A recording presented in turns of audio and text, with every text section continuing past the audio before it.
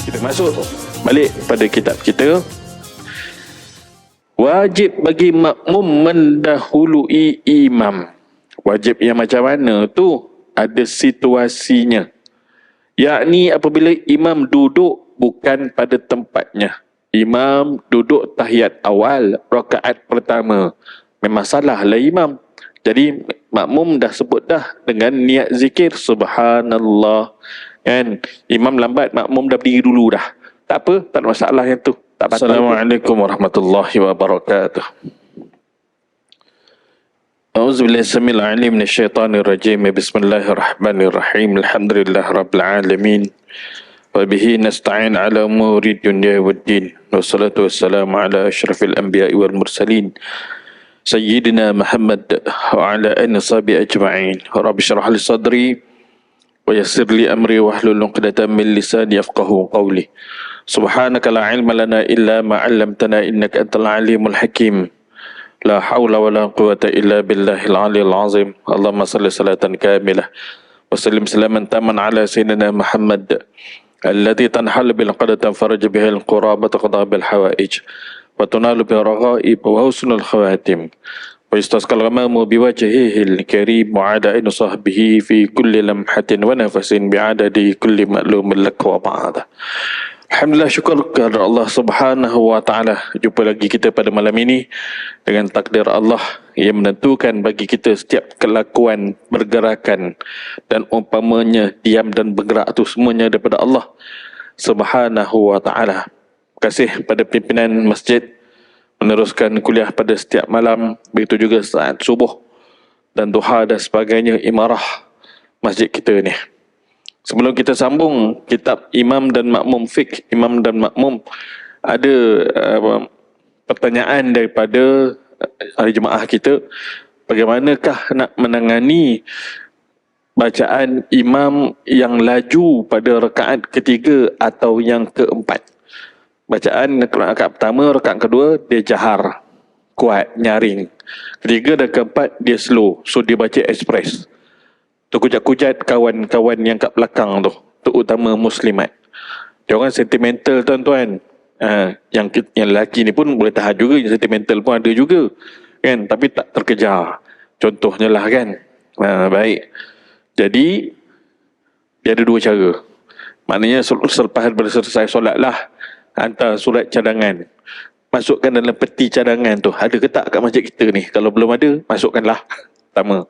Yang kedua, bagi orang yang tercicir, tertinggal, dia dibenarkan ketinggalan 3 rukun yang panjang. Dia tertinggal macam mana? Dia nak hambat Fatihah tu, imam dah rokok dah. Dia tengah duduk Fatihah dia lagi, rakaat ketiga tu. Imam bangun daripada rokok. Rukuk tu, rukun yang panjang, 1. Bangun, i'tidal, rukun yang pendek, 2. Sujud yang pertama, 3. Maknanya yang sujud yang pertama ni rukun yang panjang balik. Duduk antara 2 sujud, rukun yang pendek, 4. Sujud yang kedua, rukun yang panjang, 5. Dia dibenarkan tu keseluruhan tu ketinggalan tu 5 tadi tu. 3 yang panjang, macam mana nak buat ni? Ni, dah jadi rockers pula dah. 2 yang pendek. Tuan-tuan ya. 3 yang panjang, 2 yang pendek.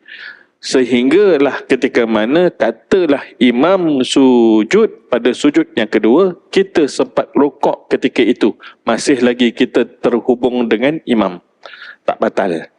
Tuan-tuan maknanya boleh tak hambat? Boleh hambat lah sebenarnya. Bacalah dalam keadaan bacaan wasal, bersambung-sambung.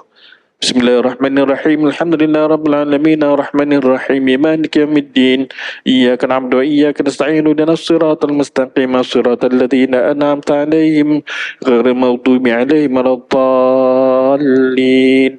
Amin. Gitu jangan baca waqaf 1 lambat. Gitu kan? Praktis juga bacaan yang cepat. Tapi janganlah imam terlalu cepat, kesian ke makmum. Seperti mana pernah juga anda cerita sebelum ni, solat tarawih di satu tempat dalam Selangor ni lah, Fatihahnya 1 nafas. Daripada bismillah sampai waladdallin tu bersambung terus 1 nafas. Tak berapa saat, tak ingatlah. Tuan-tuan ya. memang mengeluh orang kat belakang. Itulah dia kali pertama dan kali terakhir ana jadi makmum kat situ. Lepas tu tak pergi dah. Tuan-tuan. Okey, kita masuk balik pada kitab kita. Wajib bagi makmum mendahului imam. Wajib yang macam mana tu? Ada situasinya. Yakni apabila imam duduk bukan pada tempatnya. Imam duduk tahiyat awal, rakaat pertama. Memang salah lah imam. Jadi makmum dah sebut dah dengan niat zikir subhanallah. Kan? Imam lambat, makmum dah berdiri dulu dah. Tak apa, tak ada masalah yang tu. Tak batal pun. Tak makruh pun. Kerana apa? Dituntut bagi makmum itu berdiri. Tak apa, imam ke belakang sedikit, tak apa. Jadi imam akan bingkas bangun. Berdiri. Itu tuan-tuan ya. Contohnya imam duduk tahiyat pada rakaat yang pertama, sedangkan sepatutnya pada rakaat yang kedua. Itu. Dalam situasi ini makmum hendaklah berdiri dan menunggu imam dalam keadaan berdiri itu nanti. Pada masa yang sama makmum harus menegur imam dengan bacaan tasbih. Kan?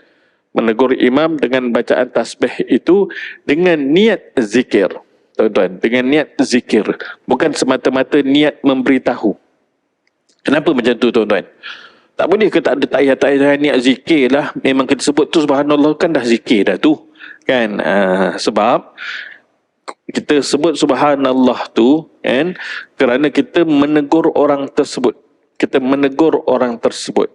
Jadi seolah-olah kita berkata-kata dengan dia. Sedangkan kita di dalam solat. Sebab itulah dikatakan perlu dengan niat zikir. Situ tuan-tuan Kalau tak niat zikir, maka batallah solat kita yang menegur tu. Situ dia. Baik. Bagaimana pula makmum bangun meneruskan solat sebelum imam memberi salam? Sebelum tajuk yang baru ni, kan, ana nak ingatkan juga pembetulan. Ramai daripada kalangan kita, setiap kali bangun daripada sujud, setiap rakaat, dia angkat tangan. Kan, bangun, Allahu Akbar. Dia hanya sunat angkat tangan tu pada rakaat sesudah bangun daripada tahiyat awal sahaja. Kan? Ada beberapa tempat kita sunat angkat tangan ni. Yang pertama, takbiratul ihram, memulakan solat. Yang kedua, hendak turun rokok. Yang ketiga, bangun daripada rokok. Yang keempat, bangun daripada tahiyat awal. Kedudukan, tuan-tuan itu dia. Ambil faham insya-Allah. Sebab anda perasan tadi ada yang setiap rakaat angkat tangan. Itu dah. Jadi buat pembetulan lah. Yang diangkat tangan yang bukan pada tempatnya tu tidaklah membatalkan solatnya. Kan? Tetapi sia-sialah gitu. Baik, makmum bangun meneruskan solat sebelum imam memberi salam. Ni makmum yang perlu menambahi rakaatnya kerana kurang. Ya, jadi tiba-tiba imam belum bagi salam, dia bangun dulu. Macam mana yang dia perlu buat sebagai pembetulannya? Apabila imam memberi salam yang pertama, haruslah bagi makmum bangun meneruskan solat dia tu. Maknanya imam dah bagi salam yang pertama tu, tak perlu nanti yang kedua.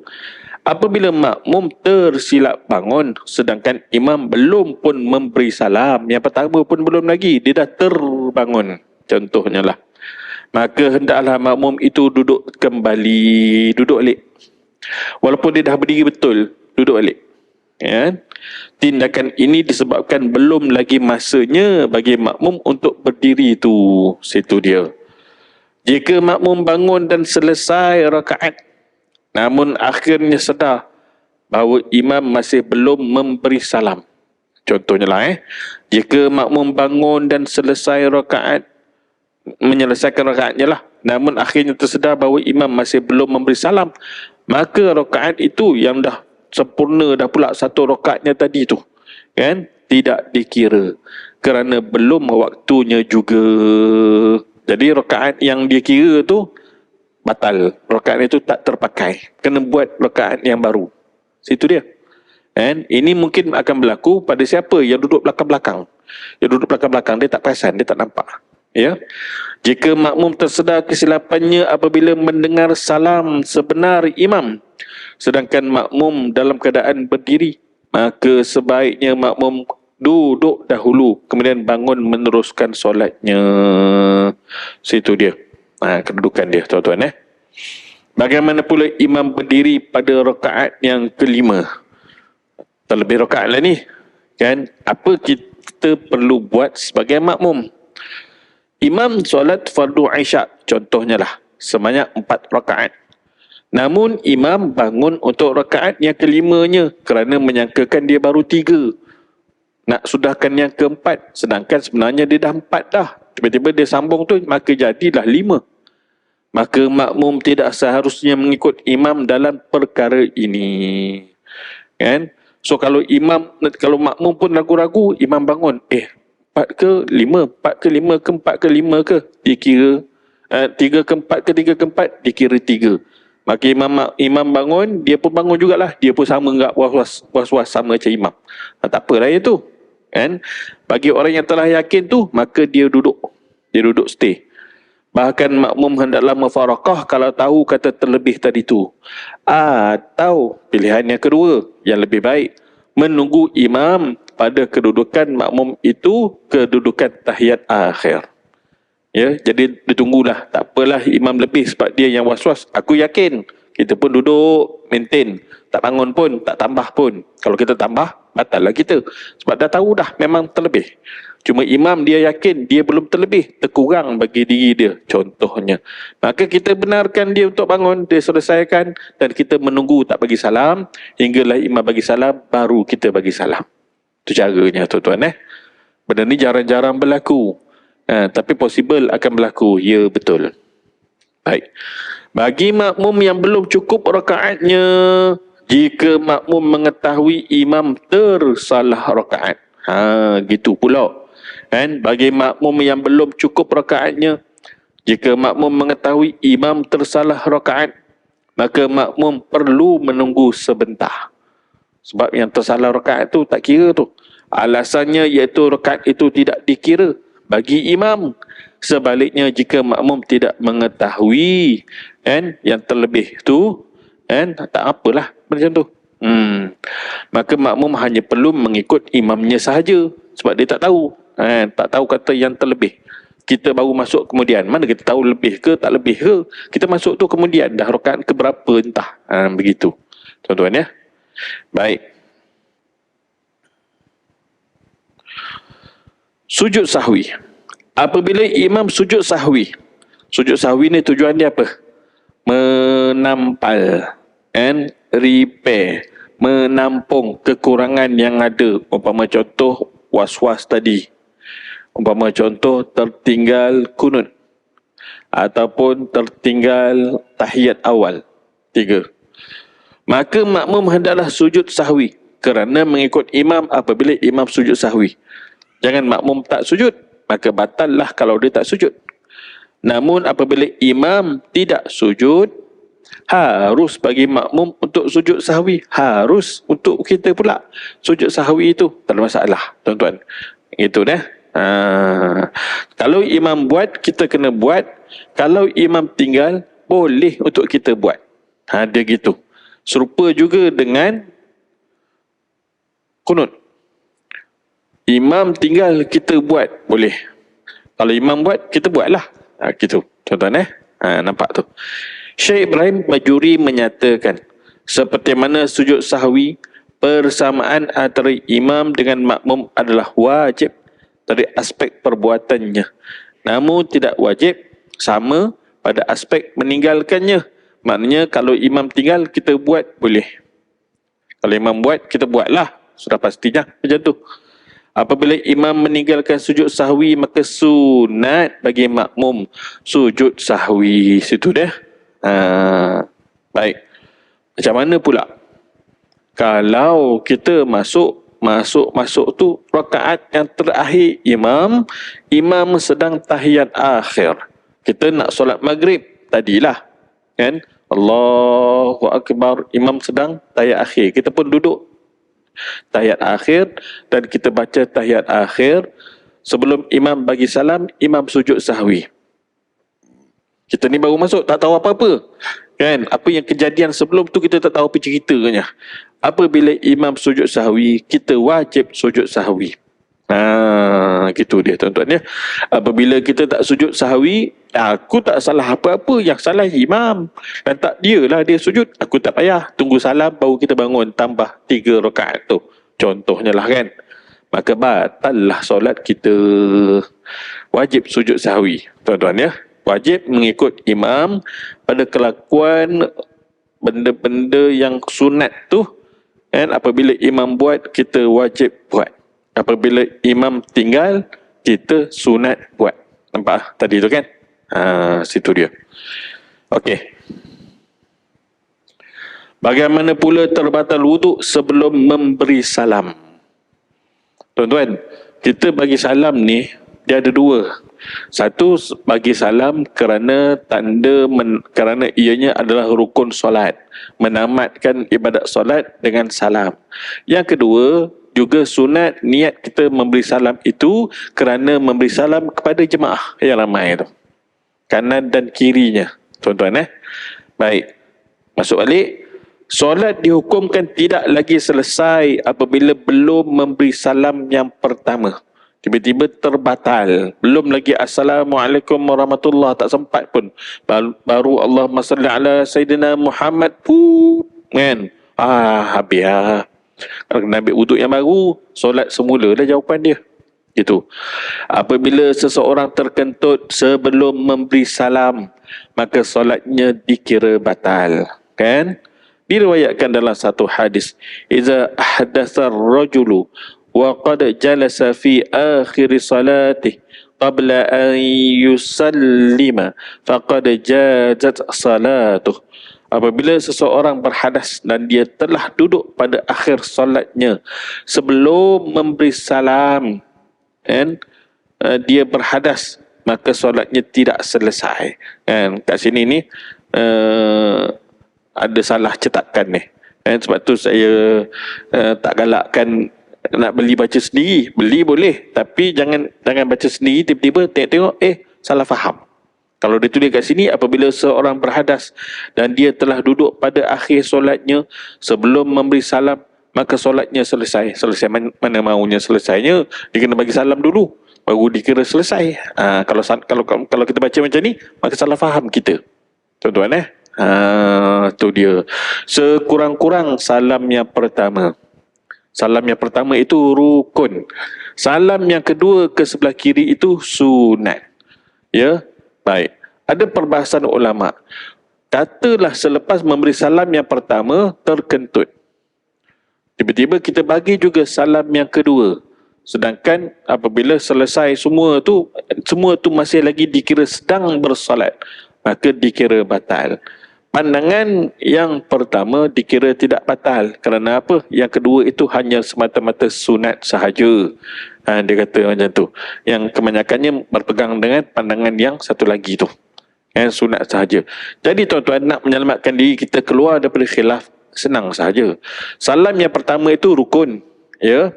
Salam yang kedua tu, masa kita bagi salam ke kiri tu, semata-mata niat bagi salam ke orang yang datang. Sudah. Habis. Selesai masalah. Dah keluar dah pun daripada solat salam yang pertama tadi tu. Selesai.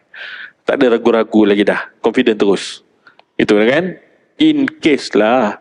Kan? Kita makan kangkung, makan kacang panjang, benda berangin, makan pula dengan daging merah. Umpama contohnya lah. Padanan yang kena tu memang berangin dalam perut. Tuan-tuan kan? Situ dia. Baik.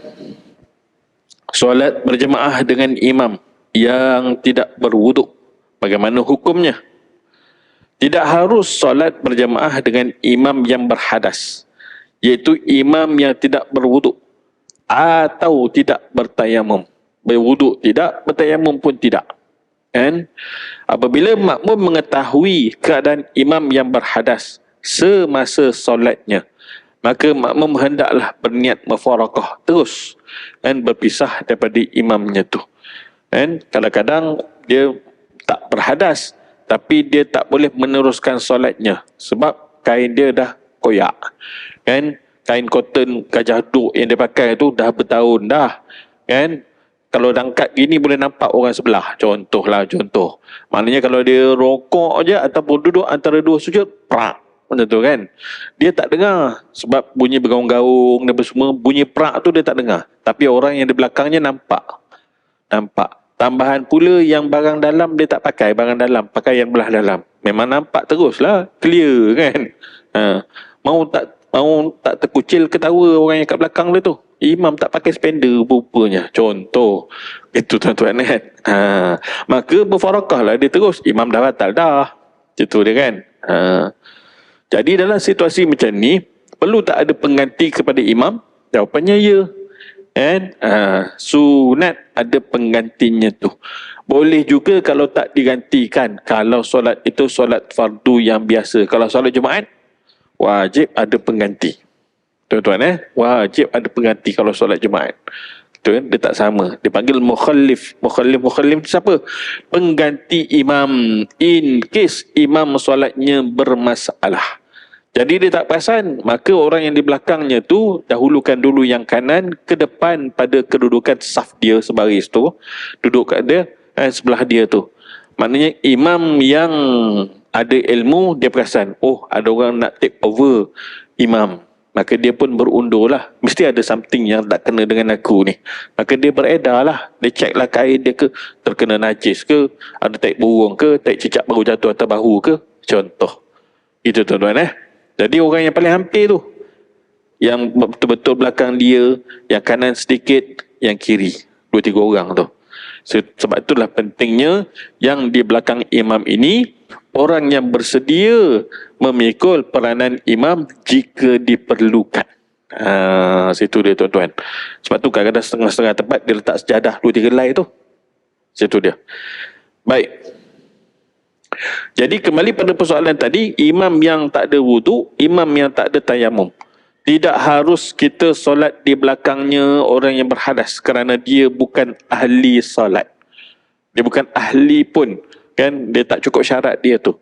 Misalnya, makmum bersolat selain daripada fardu Jumaat di belakang imam yang berhadas. Pada waktu itu, dia tidak mengetahui perkara yang tersebut. Tak tahu pun. Namun kemudian barulah dia, yakni si makmum, menyedari hal tu. Kan? Jika makmum itu mengetahui perkara tersebut semasa solat, maka hendaklah makmum niat mufarakah dan sempurnakan solatnya. Itu ya. Jika makmum mengetahui perkara tersebut selepas selesai solat, maka tidak wajib baginya mengulangi solatnya kerana tiada tanda hadas itu. Tak diketahui pun. Dan tiada tanda hadas tu. Mana kita tahu benda tu. Ya. Baik. Kenapa ada perbezaan antara menggantikan yang solat fardu dengan yang menggantikan solat Jumaat, tuan-tuan? Imam tadi tu. Sebab kalau solat yang berjemaah biasa ni, kita walaupun tak berimam ke, kan, kita boleh solat sendirian. Kalau solat Jumaat, wajib berimam dan wajib adanya makmum, betul? Itu kan? Ya, bagi makmum dengan niat makmuman, bagi imam dengan niat imaman. Daripada awal lagi. Khalas, selesai. Baik. Katalah selepas daripada rakaat yang pertama, berdiri qiyam untuk rakaat yang kedua, solat Jumaat, imam terbatal, lalu dia beredar. Dan tak ada orang menggantikan tempatnya tu sebagai imam. Lalu yang lain-lain dia teruskanlah rakaat yang keduanya tu. Sah tak Jumaat? Jawapannya sah. Kerana sekurang-kurang syarat Jumaat dapat bersama imam 1 rakaat. Rakaat yang kedua tu dia dah batal, dia dah keluar dah tu. Kan? Kalau tak ada makmum yang lain masuk pada rakaat yang kedua, okeylah. Yang lain ni okeylah. Tapi yang baru masuk tu tak okey sebab tak ada imam. Nampak tu? Jadi wajib dia dapat sekurang-kurangnya rakaat yang kedua tu, rakaat yang pertama bagi dia, rakaat yang kedua bagi imam. Sebab itulah bagi fardu Jumaat, apabila adanya isu imam terbatal, yang lain cover tempat imam. Kalau solat fardu, yang lain tak cover pun tak apa, orang lain boleh teruskan solat masing-masing. Tak masalah. Jumaat, lain. Itu tuan-tuan Satu lagi tuan-tuan, hari Jumaat ni kan, khatib yang bertugas ataupun imam, kalau dia perut dia tak selesa, jangan buat hal, jangan paksa, jangan tebing, kata orang Kelantan, jangan tebing kan. Nanti dibaca khutbah, kelang kabut dibaca khutbah berpeluh-peluh, nak pula kejap lagi dia turun nak solat Jumaat lagi. Oh, jangan. Sebab tu berlaku kami-kami yang asatizah yang bagi tazkirah sebelum Jumaat tu, kita juga selalu berpesan dengan kawan-kawan, korang walaupun korang tak baca khutbah kan, prepare dulu daripada rumah, prepare dulu daripada office tu, buka dulu khutbah online tu, tengok sekali, dua kali, tiga kali, absorb masuk. Mana tahu tiba-tiba imam minta naik sebab imam sakit perut. Tu dia tuan-tuan, senantiasa prepare diri tu kan. Bukan senang lah maknanya tuan-tuan, itu dah. Baik, terbatal wuduk sebelum memberi salam. Jadi kalau sebelum memberi salam memang tak sah lah solat kita, wajib ambil wuduk yang baru dan ulangi semula solatnya, itu ya. Solat berjemaah dengan imam yang tidak berwuduk tadi, maka apabila kita menyedarinya tu, maka wajiblah kita mufarakah. Kalau kita tak menyedarinya tu, tak apalah. Kalau si imam menyedarinya setelah dia balik, dia beritahu pada kita, aku tadi jadi imam korang, wuduk aku batal dah, sebelum aku semayang lagi aku dah batal dah, sebenarnya aku lupa nak ambil wuduk, dia kata.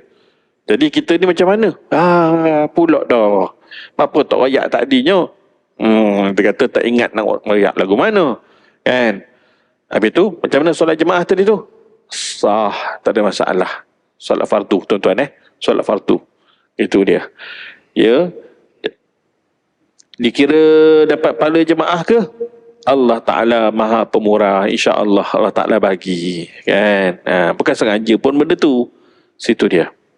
Okey tuan-tuan, kedudukan imam sesudah solat.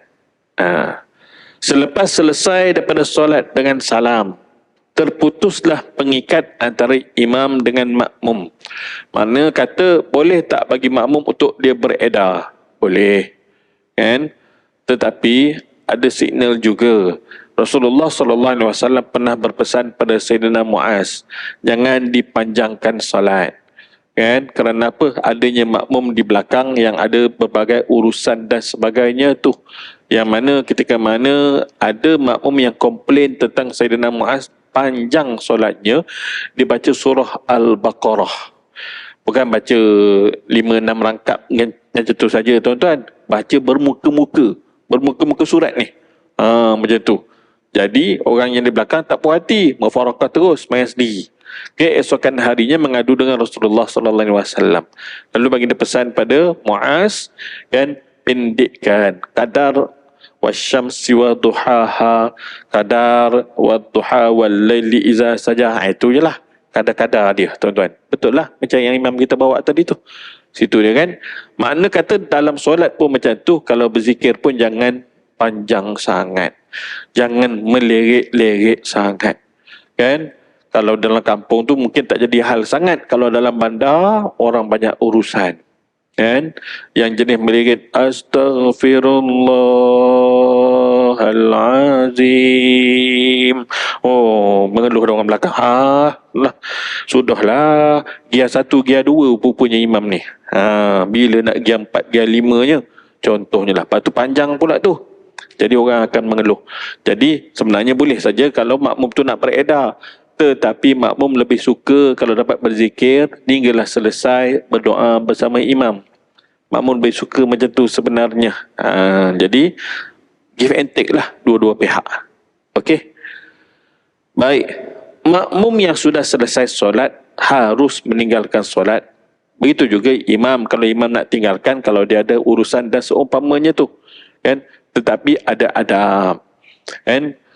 Kalau kita kecemasan tu lain cerita, selepas bagi salam terus belah lah. Tapi kalau tak ada kecemasan, ada adabnya. Istighfar, la ilaha illallah wahdahu la syarikalah, lahul mulku wa lahul hamdu, yuhyi wa yumiitu wa huwa ala kulli syai'in qadir kan. Kemudian Allah ma'jinna minan nar kan, 3 kali ataupun 7 kali kalau fardu maghrib, kalau fardu subuh kan. Kemudian Allah ma'antas salam wa minkas salam. Kemudian ayatul kursi. Kemudian nak beredar lah.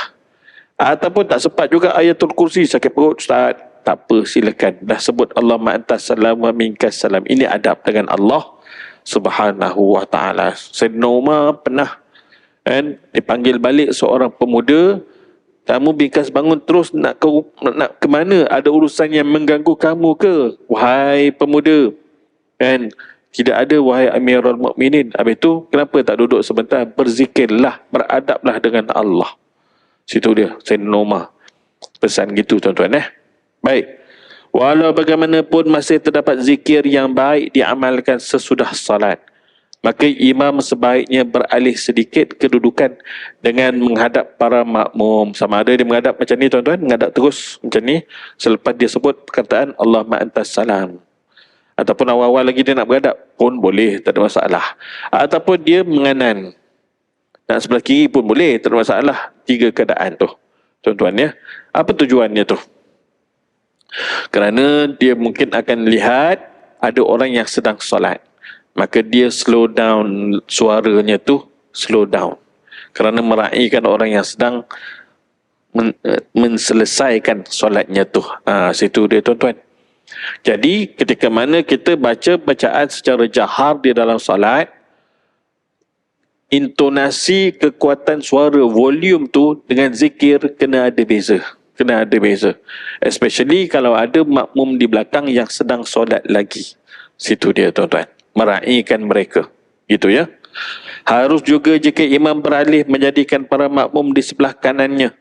Terdapat juga beberapa hikmah dalam perkara ini. Antaranya ialah pemberitahuan bahawa solat jemaah telah pun selesai. Hal ini berikutan kemungkinan masih ada yang menyangka imam dalam keadaan duduk tahiyat awal. Kalau senyapnya tu juga disebabkan hak imam sudah habis ketika itu. Justru berubahnya kedudukan imam itu menghilangkan sifat sombong terhadap para jemaah. Beradablah, bersalamlah. Itu dia tuan-tuan. Baik.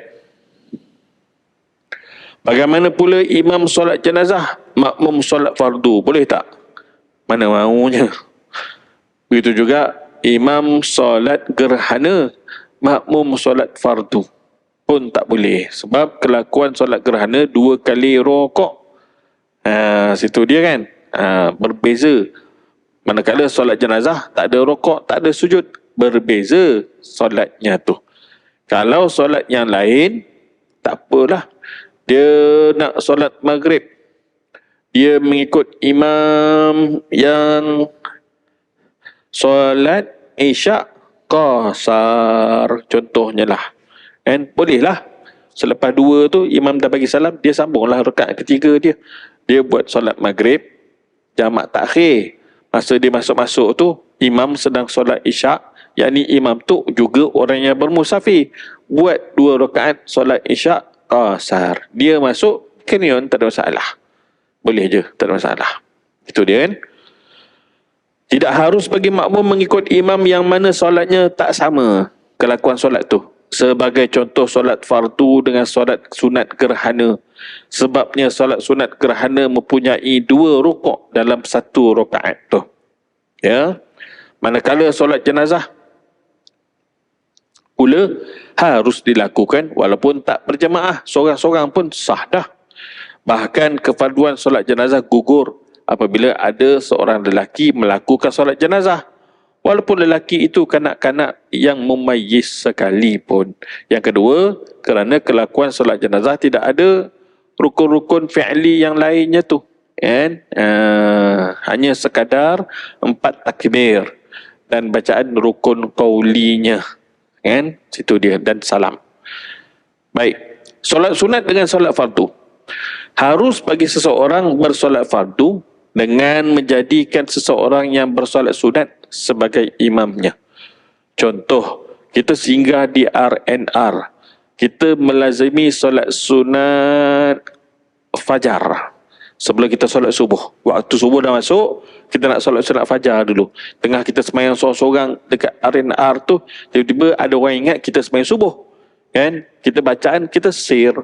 Dia pun berimamkan kita, tak ada masalah pun. kan, selesai kita solat tu dan dia pun selesailah solat dia, kan. Ada gangguan tak sah, tak sah, tak ada masalah, sah kedua-duanya, kan, sah kedua-duanya. Contohnya yang lain, solat fardu maghrib berimamkan seseorang yang solat sunat ba'diyah maghrib, kan. Orang tu solat sunat ba'diyah maghrib, yang kawan ni baru masuk pukul berapa? Pukul 8 contohnya lah, kan. Dia pun ikutlah belakang orang tu, dia menyangkakan orang tu solat maghrib, wahai kawan tu solat sunat ba'diyah, tak ada masalah pun, boleh je, bahkan dapat pada berjemaah, ya, itu kan.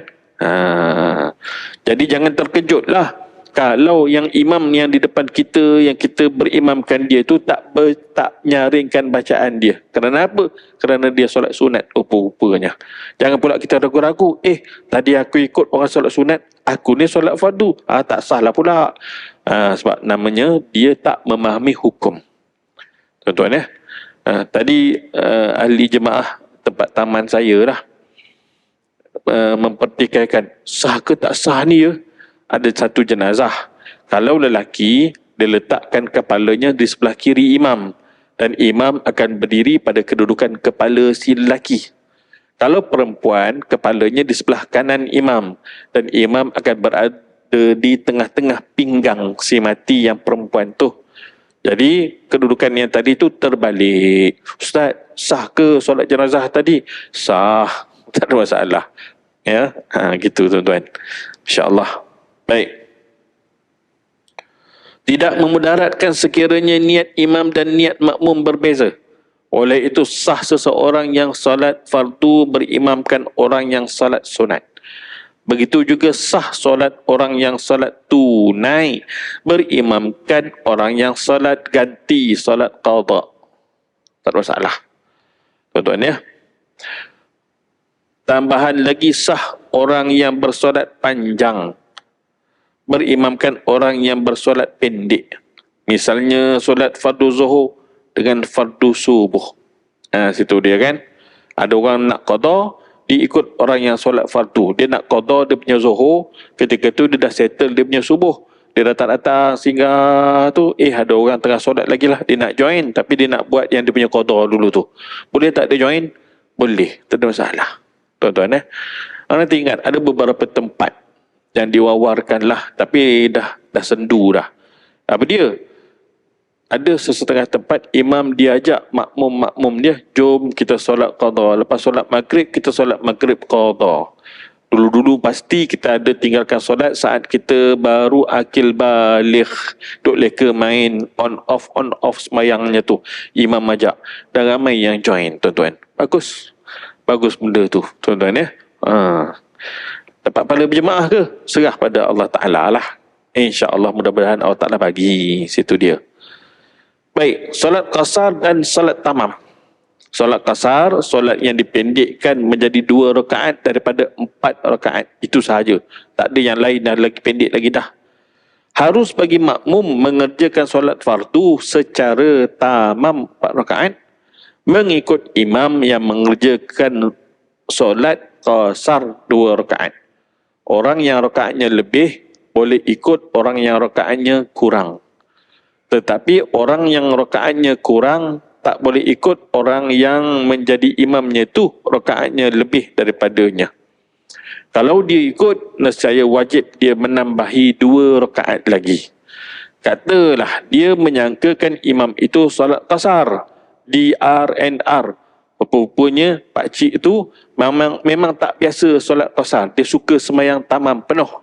Yang kita ni dah angkat takbir tak sempat tanya, pakcik buat 2 ke 4? Kan? Kawan tu dah tengah solat. Tak adalah kita nak tanya. Tiba-tiba dia bangun rakaat ketiga, bangun rakaat keempat. Sedangkan kita niat tadi 2 rakaat sahaja. Jadi ketika itu, bolehkah kita pisah daripada imam? Jawapannya tidak boleh. Jika sekiranya kita berpisah daripada imam dalam hal yang ini, maka batallah solat kita. Wajib kita menambahi 2 rakaat lagi. Yang ini dengan qasad yang baru, kan, aku menyelesaikan sebagaimana rakaat imam, maka jadilah 4 rakaat. Gitu tuan-tuan. Cara yang lain adalah kita taklid niat berdasarkan niat imam. Kita tak pasti pakcik ni solat 4 ke 2. Kalau dia 4, maka aku 4 lah. Kalau dia 2, maka aku 2 lah. Maksudnya macam mana niatnya tu? Saja aku solat fardu zuhur mengikut rakaat imam kerana Allah. Boleh tuan-tuan. Jarang dibincangkan ni. Sebab apa? Dia orang yang musafir. Dia nak buat 4 boleh. Dia nak buat 2 pun boleh. Tiba-tiba memang dapat imam buat 4. Dia carry on jalan 4. Tiba-tiba dia dapat yang memang buat 2. Dia carry on tak buat 2. Tak ada masalah. Nampak kan? Mudahnya Islam tu apabila kita faham. Yang tak mudah bila kita blank sebab tak mengaji. Syukurlah kita dapat ngaji sama-sama pada malam ni tuan-tuan. Wallahu a'lam. Akan datang kita jumpa lagi, kan? Imam memberitahu makmum tentang solatnya. Macam mana? Dia beritahulah sebelum dia solat. Wallahu a'lam. Aqulu qali hadza wa astaghfirullahal azim li wa lakum. Assalamualaikum warahmatullahi wabarakatuh. بسم الله الرحمن الرحيم. اللهم فكحنا في الدين وافتح لنا فتوح العارفين واجعل أعمالنا خالصة لوجهك الكريم. اللهم ارزقنا فهم النبيين وحرز المرسلين وإلهام الملائكة المقربين برحمتك يا أرحم الراحمين. وصلى الله على سيدنا محمد وعلى آله وصحبه وبارك وسلم. الحمد لله رب العالمين. تقبل الله منا ومنكم.